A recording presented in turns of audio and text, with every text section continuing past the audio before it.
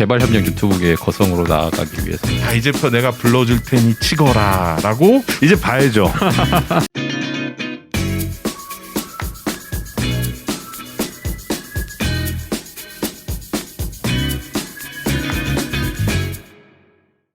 코로나 시대에 먼 길 와주시느라 고생하셨습니다. 개발협력 유튜브계의 거성으로 나아가기 위해서 한번 준비해봤습니다. 여름나기 개발 토론에 이어서 저희가 이번에 겨울나기 개발 토론을 준비를 했습니다. 경희대학교 곽재성 교수님하고 토론회를 같이 준비를 해보았고요. 그리고 특별 게스트로 코다 컨설턴트로 활동도 해주시고 프리랜서 활동을 하고 계시는 원호 박사님께서 자리해 주셨습니다.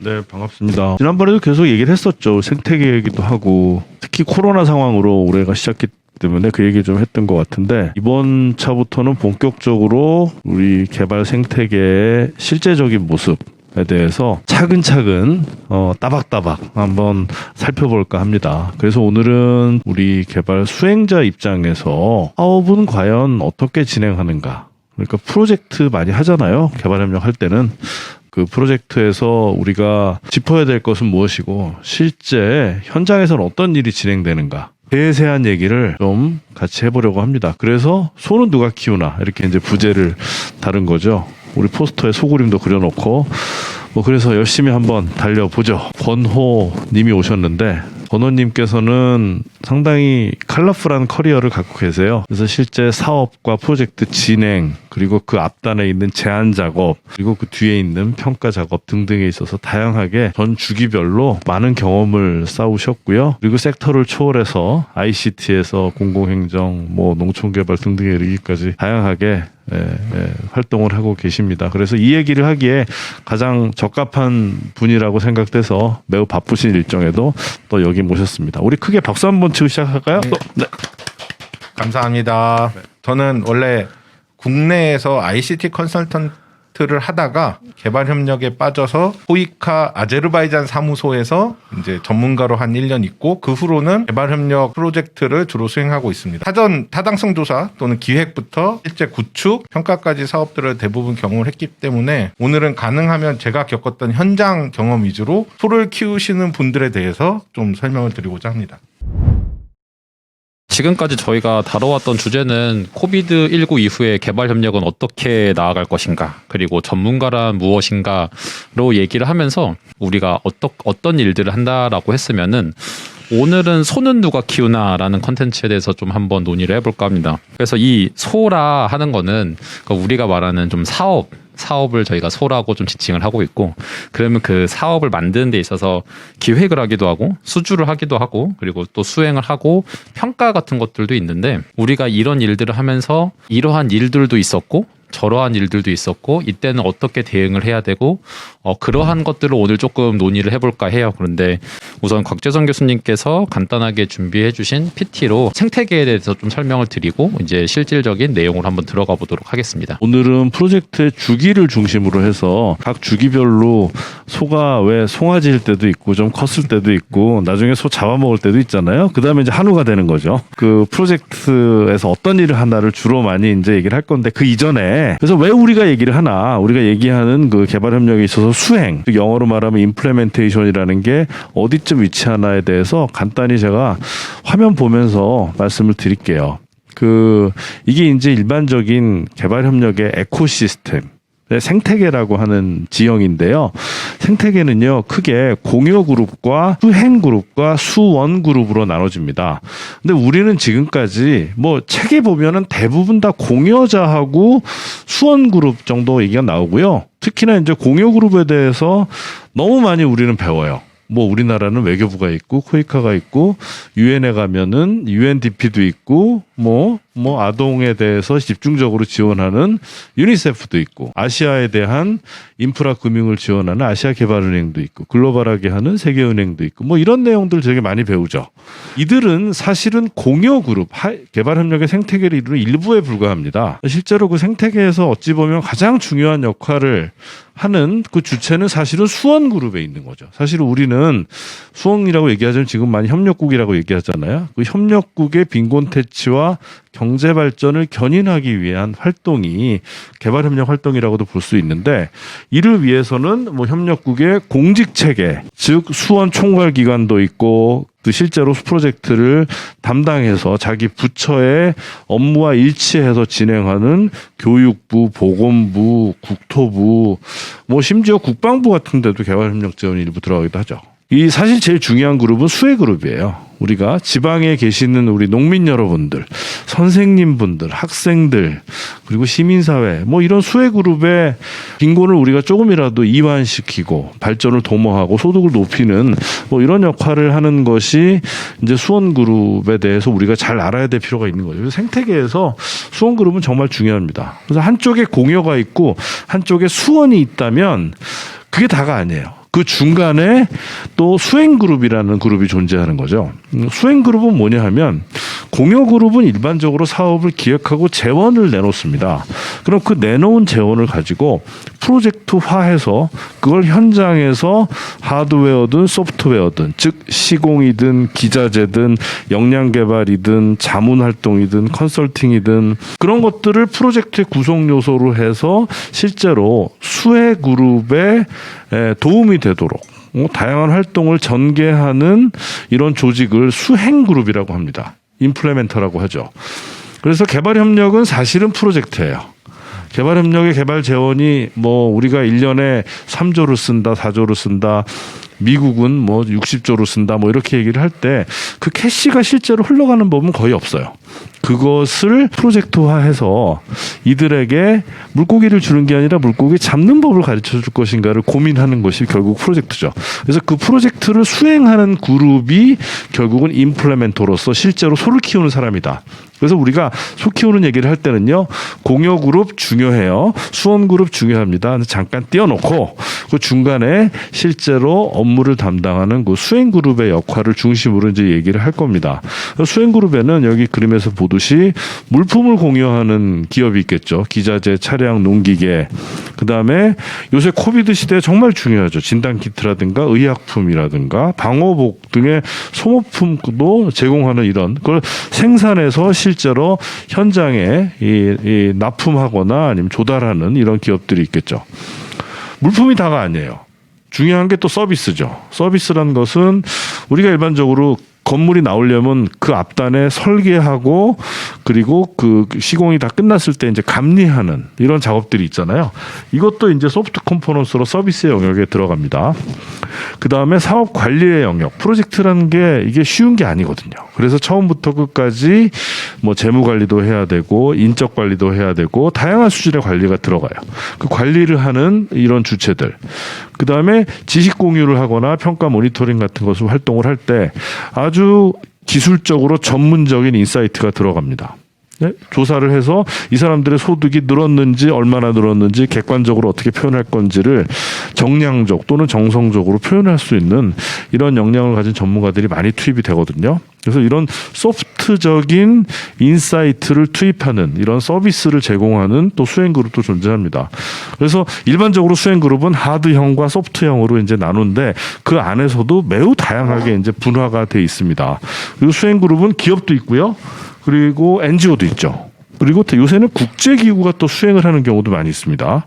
그래서 매우 다양하게 수행그룹은 포진되어 있다. 그래서 오늘은 이 수행그룹이 하는 역할을 중심으로 해서 또 말씀을 드릴 거고요. 실제 일자리도 다 여기 있어요. 일자리가 여러분들 나 개발협력 할게요. 그러면 이제 코이카에 가는 걸 어찌 보면 당연한 명제로 생각하고 살아오신 분도 있을 텐데 실제로 개발협력이 100인의 마을이라면 공공성을 띠는 기관에서 종사하는 사람은요. 제가 볼 때는 5% 미만인 것 같아요. 5명 미만. 그 나머지 90% 이상 해당하는 대부분의 개발협력을 하는 분들의 일자리는 수행그룹에 집중돼 있다고 해도 과언이 아닙니다. 그래서 개발협력 수행을 얼마나 잘 이해하고 우리가 구현하는가는 결국 그것이 개발협력의 전문성을 나타내주는 척도라고도 볼 수가 있는 거죠. 그래서 이게 생태계가 어떻게 진행되는가에 대한 그런 내용들인데 이 슬라이드에서는 그 제가 말씀드린 그 구도를 여기는 조금 더 이제 팽창시켜서 이제 표현한 것이에요. 일단 수요는 개발도상국, 우리 협력국에서 나오는 거죠. 그래서 우리가 이러이러한 니즈가 있는데 어느 나라 정부가 도와줬으면 좋겠다. 혹은 어느 국제기구가 도와줬으면 좋겠다라고 해서 사업에 대한 요청서를 보내면은 그 공여기관에서는 그 요청서를 중심으로 해 사업 요청 또는 사업 수요를 중심으로 해서 사업을 개발하죠. 그다음에 그 사업을 실제로 수행할, 임플레멘테이션할 디벨롭먼트 컨설턴트라든가 이런 구매 활동이라든가 등 이것을 구현할 수 있는 수행 그룹을 선정을 해서 다시 이걸 협력국에 그 서비스와 물품을 제공하는 행위를 하게 합니다. 이게 결국 생태계인데요. 그 생태계 이면에는 또 뭐가 있냐? HR 시스템, 인적 자원 시스템이 든든하게 받쳐줘야 되고요. 제가 인적 자원만 썼습니다만은 어찌 보면은 생태계의 또 다른 면에는 물품을 생산할 수 있는 생산 시스템, 그리고 그것을 딜리버리 할 수 있는 물류 시스템, 이런 것도 사실은 생태계를 이루는 것이죠. 그런데 여러분은 지금 이쪽 개발협력 그 개발 전문가 쪽에 관심이 있는 분이 많기 때문에 또 인적 자원 시스템을 중심으로 해서 우리가 평소에 많이 연습하고 공부하고 그다음에 인식하는 가운데 실제로 이것을 현장에 잘 구현할 수 있는, 즉 딜리버리 할 수 있는 능력을 키우는 것이 평소에 할 일이다라는 것에 이제 생태계 일부로서 인적 자원 시스템이 존재한다는 걸 저기다 제가 표현을 한 겁니다. 그래서 다시 말씀드리면 생태계는 결국은 수행이 핵심이다. 그래서 수행을 잘하는 것이 개발 협력을 성공시킬 수 있는 중요한 요인이다라고 볼 수가 있겠습니다. 저는 제가 수행을 해서 그런지 모르겠는데 수행하는 게 사실 더 재밌습니다. 제가 코이카에서도 잠시 있으면서 수행하는 분들을, 그러니까 소 키우시는 분들을 관리해 본 적은 있어요. 그러니까 목동이 있다면 저는 그 목동들을 관리한 거죠. 소를 키우시는. 예. 그런데 제 경험으로 제가 그거를 한 1년 정도 했는데 저는 수행을 하던 사람이었는데 그거보다는 직접 현장에 가서 소를 만지고 소를 키우고 필요하면 소를 잡고 아니면 소고기를 먹고 싶지 그게 잘 되고 있는지 관리하는 거는 좀 안 맞더라고요. 그래서 저는 개인적으로 수행이 더 잘 맞았고. 정치 평론하는 사람이 자꾸 국회의원 튀어나온 거랑 비슷한 거예요. 네, 벤치에 있다가 축구 선수하고 나가 골 넣고 싶은 거랑 똑같은 거죠, 결국. 그래서 골 넣으러 갔다가 돌아오셨습니다.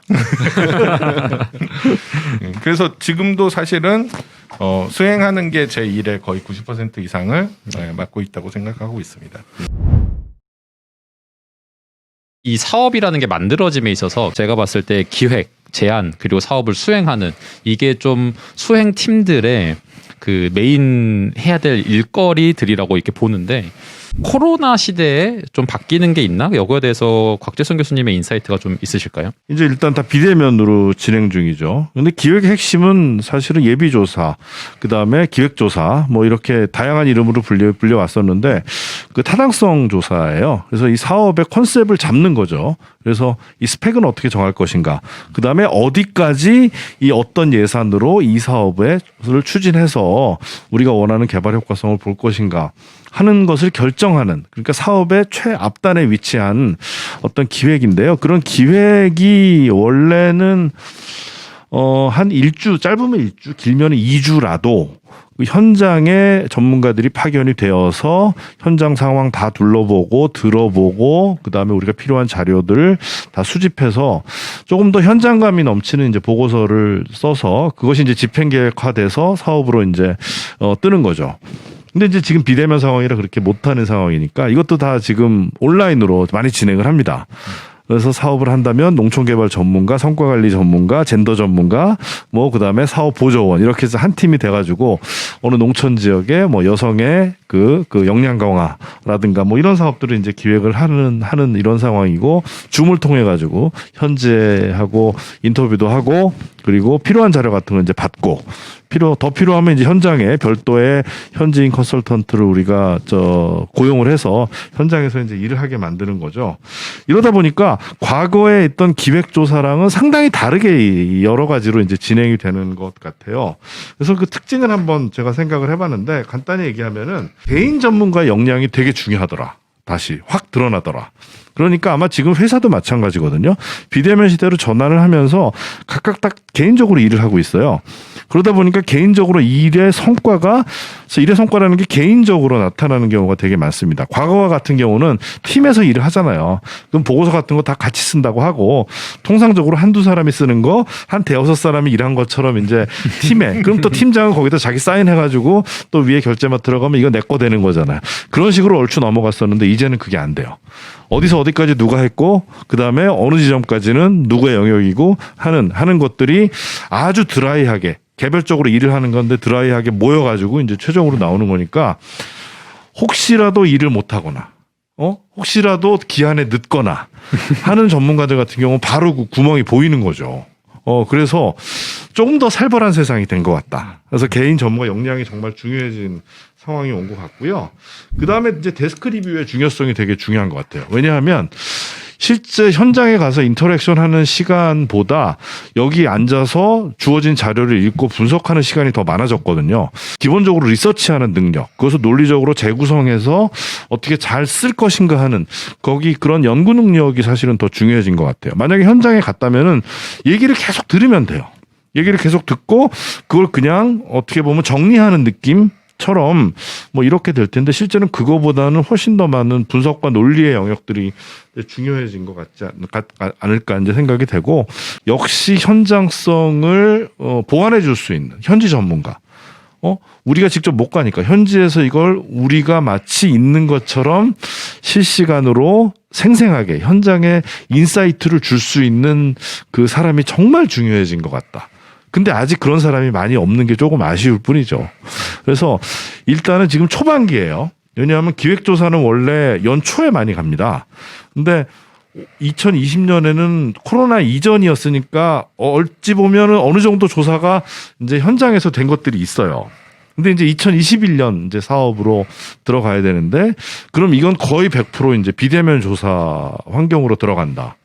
그러면서 나올 결과들이 이제 사뭇 저는 기대도 되고 또 다른 한편으로 걱정도 되는 뭐 이런 상황입니다. 그래서 지금 코로나 상황은 이제 코로나 상황인 것 같고 본격적으로 이제 기획에서 결국은 코로나든 아니든 대면이든 비대면이든 사람이 제일 중요한 거 아니겠어요? 교수님께서 얘기해주신 그 사람이 문제다.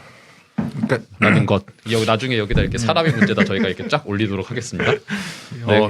교수님이 코로나 상황에서 사람의 역량이 잘 보인다고 말씀을 해주셨는데 사실은 냉정히 말씀드려서 제 경험으로는 코로나가 아니라도 사람의 역량으로 기획조사가 많이 바뀌었습니다. 예, 그게 더 심해졌다는 거 말씀이시고요.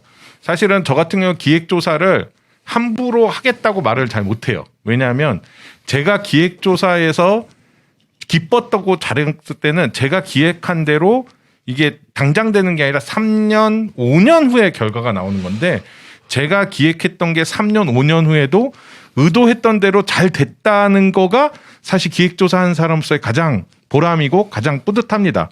실제 제가 가장 꿈꾸는 거는 기획조사했던 제가 그러니까 소를 처음에 송아지를 받았던 제가 나중에 송아지가 돼서 소고기를 먹어보는 평가하는 사람이 되는 게 제일 좋거든요. 근데 그게 사실은 그렇게 되는 경우가 많지 않습니다. 기획조사는 기획조사대로 하고 실제 수행할 때는 수행하는 사람대로 되는 경우가 많아서 저는 기획조사할 때 되게 두렵게 기획조사를 하는데 요즘 코로나 때문에 그 기획조사가 제대로 안 되고 있는 게 사실 되게 저는 걱정입니다. 과연 교수님도 말씀하셨지만 2년, 3년 후에 우리나라 개발협력 사업이 제대로 나올 수 있을지 되게 걱정이 사실은 좀 앞서고 있습니다. 노트북을 안 갖고 이렇게 출장을 오신 분들이 있으셨다고 그거는 어떤 건지 좀 얘기해 주시면 안 될까요? 그러니까 이게 사실은 우리나라 기획조사가 코이카하고 EDCF가 좀 체계가 다른데요. EDCF는 사업수가 많지 않기 때문에 기획조사를 사전 타당성 조사란 이름으로 별도 사업으로 프로젝트 하나로 진행을 하고 있습니다. 그러다 보니까 그 참여하는 사람들에 대한 역량 관리를 회사 차원에서 하고 있습니다. 근데 코이카 같은 경우에는 사전 타당성 조사나 있던 기획을 개인 차원에서 지금 코이카 홈페이지 가시면 공모들 많이 떠 있거든요. 개인 차원에서 하다 보니까 처음에 뽑을 때는 코이카에서 이력서나 면접 같은 걸 잘 보셔서 뽑아도 실제 현장에 가면 이 사람이 그분이 아니었네라는 경우가 많이 발생하는 경우가 많은데요. 제가 이제 경험한 몇 가지 사례를 말씀드리면 뭐 출장을 간다는 가정하에 코로나 시대 전에 이런 분들이 가끔 있으십니다. 이게 개인 공모로 뽑다 보니까 그 당시에 여유 있으시던 분들이 오시는 거예요. 근데 자기가 못 보던 나라에 출장 간다는 기분으로 오시는 거죠. 내가 드디어 꿈꾸던 이 내 돈 내고 가기 힘든 우간다에 내가 한번 여행을 가는구나라는 생각으로 오셔서 공항에서 만나셨는데 노트북이 없으신 거예요. 보고서를 쓸 생각도 없으신 거죠. 출장 가시는 처음부터. 그런 경우도 실제로 봤고 요즘은 좀 많이 좋아졌는데 제가 맨 처음 2010년도 11년도에도 은퇴하신 분들이 오시는 거예요. 그래서 은퇴하신 분들 중에 이제 전설 같은 얘기는 노트북을 안 가져오시고 가셔서 쫙 하시고 보고서를 자 이제부터 내가 불러줄 테니 치거라라고 불러주시는 그런 은퇴하신 그러니까 사실은 컴퓨터로 이렇게 써보신 분이 없는 거죠. 그리고 이제 그런 분들이 오시면 제일 걱정이 뭐냐면 소를 키우시던 분들이 와야 되는데 그 은퇴하시거나 이 경험이 많으신 분들은 소를 키우신 지 30년이 지나셨어요. 소 키우는 분들을 관리하시던 분으로 바뀌신 거예요, 이미. 그래서 그분이 오시면 이제 소를 키운 경험이 오래돼서 기획조사를 어떻게 해야 되는지 사업을 어떻게 해야 되는지도 이제 기억이 안 나시는 거죠, 제대로. 그리고 이제 같이 간 다른 팀원들이 그분 목에 소까지 같이 봐드려야 되는 이런 문제점들이 많이 발생한 경우도 있었습니다. 교수님 그러면 혹시 요새 좀 진행하시면서 온라인에서 받아줄 테니 적어라 뭐 이러시는 분은 딱히 혹시 없으신가요? 이제 봐야죠. 이제 봐야 되는데 그 지금 굉장히 중요한 인사이트가 여기서 나온 게 하나가 시니어 리스크예요. 네, 맞습니다. 근데 시니어 리스크가 왜 우리나라에 유독 클까 한번 생각을 해봤거든요. 왜냐하면 우리나라 조직 문화 때문입니다. 방금 이제 은퇴자라고 표현을 하셨는데 실제로 개발협력계에서는 풍부한 경험을 많이 쌓으시고 이 내가 쌓은 풍부한 지식과 이 기술과 경험을 나누겠다라고 해서 다양한 그 영역에서 종사해 오신 반은퇴자 또는 은퇴자 또는 뭐 교수님들은 워낙 또 은퇴가 늦으니까 또 그래서 이 50대 후반부터 뭐 60대 70대까지 이 시니어 분들이 사실은 많이 이제 있습니다. 이분들이 사실은 굉장히 유리합니다. 왜냐하면 경력이 화려하시거든요. 이력서상으로 볼 때는 뭐 거의 세계 최고의 금메달리스트들 국가대표급이죠. 우리나라에서 그리고 뭘 했다는 거는 전 세계에서 좀 알아주는 뭐 이런 스펙과 역량을 쌓았다고도 볼 수도 있습니다. 일면. 하지만 여기는 아주 중요한 그 히든 엑스트라가 있는데 뭐냐면 대부분의 한국의 조직 문화를 이제 생각을 할 때 조직 문화는 뭐냐? 처음에 10년은 열심히 일합니다. 열심히 해요. 그 다음에 두 번째 10년은 나름 열심히 일하면서 반은 일하고 반은 정치를 하죠. 네.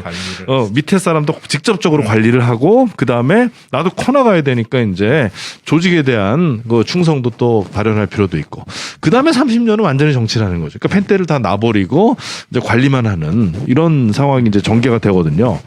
그래서 회사로 치면은 네? 고참 과장님, 차장님, 부장님, 그 다음에 임원급 되면은 실제로 본인이 몇 년을 지나도 A4지 한 장을 안 쓸 가능성이 굉장히 많다는 얘기예요. 네? 그냥 전자결제만 하거나 아니면, 물론 문제 해결 위주로, 돌아다니면서 일을 하시거나 뭐 이런 경우가 되게 많아요. 근데 사실 개발협력의 컨설턴트들은 글로써 승부하거든요. 네? 이 기획조사라는 것도 그렇고 평가도 그렇고 실제로 수행도 그렇고 모든 것을 다 보고서예요. 그리고 보고서라는 게 짧은 시간 안에 콤팩트하게 나와줘야 되니까 영어도 중요하지만 한국어로서 이걸 잘 구사할 수 있는 이런 분들의 역량이 되게 중요하거든요. 그러니까 그분들이 사실은 이 글 쓰는 법을 잊어버렸을 가능성이 굉장히 많다는 거죠. 어찌 보면 그게 가장 큰 시니어 리스크라고 맞습니다. 봐요. 맞습니다. 네. 실제로 3명, 4명 팀으로 가서 저가 같이 가서 저 혼자서 보고서를 다 쓴 경험이 몇 번 있어요. 잘 쓰니까 또.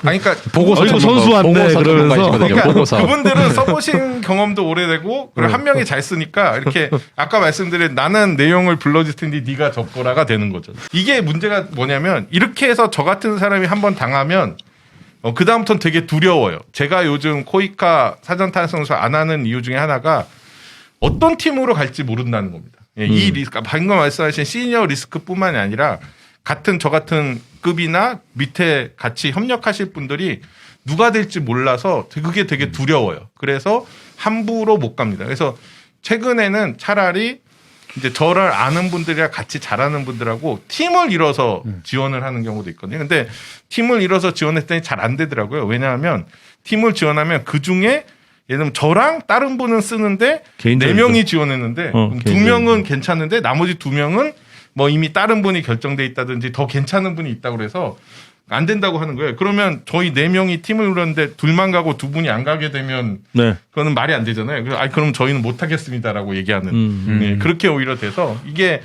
제가 볼 때는 아마 장기적으로는 코이카도 이렇게 지금처럼 개인 차원의 어떤 전문가 육성이 아니라 또는 기획조사가 아니라 그룹 차원. 그룹 차원 네. 또는 회사 차원으로 변동하는 게 좀 더 효과적이지 않을까라고 저는 그렇죠. 예, 시니어 리스크를 포함한 모든 리스크를 경감할 수 있는 방법은 그 결국 브랜드예요. 회사의 브랜드. 회사가 책임지고 조직이 책임지고 이 품질에 대한 관리를 하고 조직이 책임지고 사람을 쓰고 필요하면 더 쓰고 2명 쓰고 3명 쓰고 등등의 다양한 활동을 조직이 전개하면서 그 퀄리티 있는 품질이 우수한 기획조사 보고서를 내는 게 있죠. 그러기에는 좀 예산이 작아요, 지금도. 예산이 조금 어느 정도 되거나 아니면 그런 방법도 있죠. 한 나라에 대한 국별조사를 어느 한 기업이 뭐 맡아서 한다라거나 어느 특정한 분야, 뭐 보건에 관한 분야라든가 뭐 직업교육에 관한 분야에 대한 기획조사는 몇 개 이제 그 기업들이 같이 맡아서 한다거나 하는 거를 미리 좀 포지셔닝을 해놓고 그다음에 이제 들어가면 좋을 것 같다. 지금 사실은 직원 입장에서 고이카 직원 입장에서 봐도 띄워놓고 되게 불안할 거거든요. 과연 누가 들어올까? 이게 아무도 안 들어오면 안 되잖아요. 네. 1년 농사 망친다고요, 잘못하면은. 그러니까 이제 전화를 돌리죠, 그때부터는. 그때부터 전화를 돌리면 어떤 일이 생기냐면은 정말 훌륭하고 잘하는 분들은요, 시간 없어요. 없고 되게 보면 시간이 있는 분들은 어떤 분들이다? 어디서 전화를 못 받는 분들이 가능성이 되게 많거든요. 소를 네. 잘 못 키우셔서 그렇죠. 그 연목장에서 쉬고 계시는 분들이 예, 망고의 진리는 그렇습니다. 찾아가서 이렇게 삼고초려를 해서 모셔와야지 그냥 가만히 있으면 좋은 분들 안 와요, 사실. 근데 이런 거 저런 거를 다 컨트롤하고 관리할 수 있는 게 결국 펌이거든요. 예. 변호사도 마찬가지잖아요. 예. 그냥 혼자 개업하신 분보다 왜 로펌을 가겠어요? 로펌이 주는 여러 가지 베네핏이 다 있다는 거죠. 네.